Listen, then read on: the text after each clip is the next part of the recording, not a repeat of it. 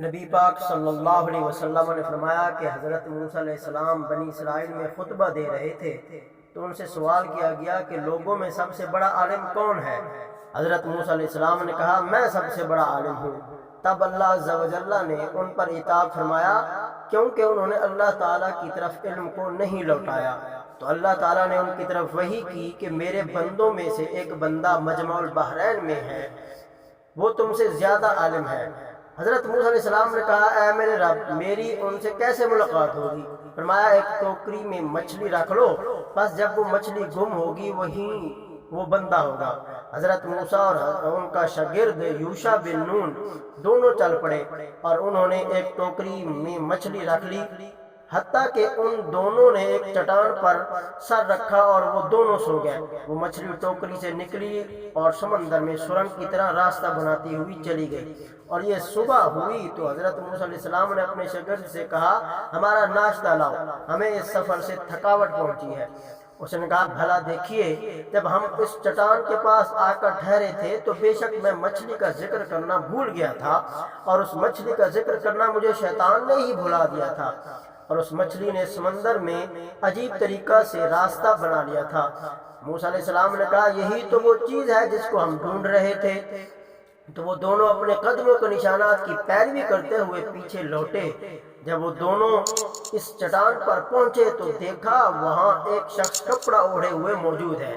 حضرت موسیٰ علیہ السلام نے اس کو سلام کیا۔ حضرت خضر نے کہا تمہاری زمین میں سلامتی کہاں ہے؟ حضرت موسیٰ علیہ السلام نے کہا میں موسیٰ ہوں۔ انہوں نے کہا بنو اسرائیل کے موسیٰ ہو؟ انہوں نے کہا ہاں۔ حضرت موسیٰ علیہ السلام نے کہا آیا میں آپ کی اس شرط پر پیروی کروں کہ آپ کو جو رشد و ہدایت کا علم دیا گیا ہے آپ اس علم کی مجھے بھی تعلیم دیں؟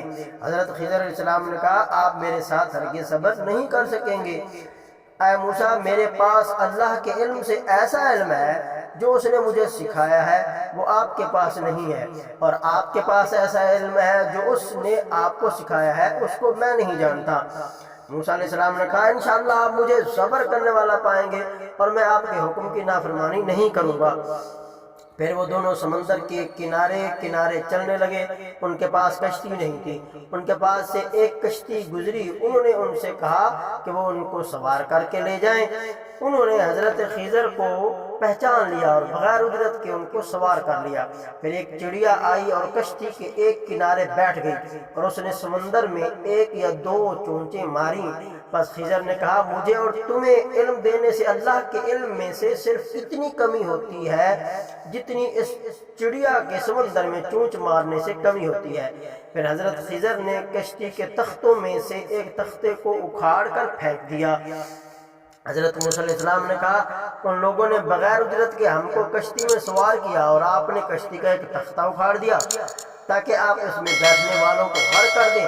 حضرت خضر علیہ السلام نے کہا کیا میں نے نہیں کہا تھا کہ آپ میرے ساتھ ہرگز صبر نہیں کر سکیں گے؟ حضرت موسیٰ علیہ السلام نے کہا آپ اس چیز پر میری گرفت نہ کریں جو میں بھول گیا ہوں۔ پس پہلی بار حضرت موسیٰ علیہ السلام سے بھول ہو گئی۔ پھر وہ دونوں چل پڑے۔ پس انہوں نے دیکھا کہ ایک لڑکا لڑکوں کے ساتھ کھیل رہا ہے۔ حضرت خضر نے اوپر سے اس کے سر کو پکڑا اور اپنے ہاتھ سے اس کا سر الگ کر دیا۔ حضرت موسیٰ علیہ السلام نے کہا آپ نے ایک بے قصور شخص کو کسی جان کے حق کے بغیر قتل کر دیا۔ حضرت خضر علیہ السلام نے کہا کیا میں نے آپ سے یہ نہیں کہا تھا کہ آپ ہرگز میرے ساتھ صبر نہیں کریں گے؟ ابن عیینہ نے کہا اس جملہ میں پہلے جملہ سے زیادہ تاکید ہے۔ پھر وہ دونوں چلتے رہے حتیٰ کہ وہ ایک بستی والوں کے پاس پہنچے اور ان بستی والوں سے کھانا مانگا، بس انہوں نے ان کی مہمان نوازی کرنے سے انکار کر دیا۔ ان دونوں نے اس بستی میں ایک دیوار کو گرتے ہوئے دیکھا تو ان دونوں نے اس دیوار کو کھڑا کر دیا۔ آپ نے فرمایا حضرت خضر علیہ السلام نے اس دیوار کو اپنے ہاتھ سے کھڑا کر دیا۔ پھر حضرت موسیٰ علیہ السلام نے ان سے کہا اگر آپ چاہتے تو اس کام پر ان سے اجرت لے لیتے۔